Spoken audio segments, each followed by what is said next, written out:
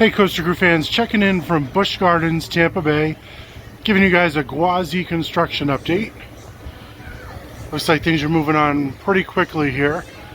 This is one of the turnarounds on the far end of the ride.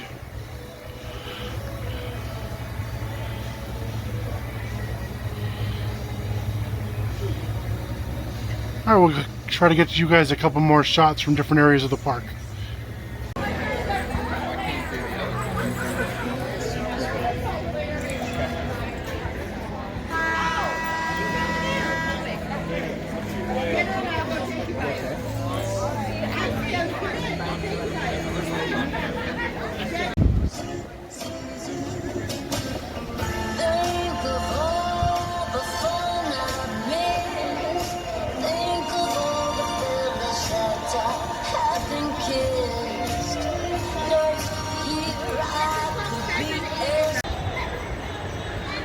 Alright guys, that wraps up your update from Busch Gardens Tampa for Iron Gwazi.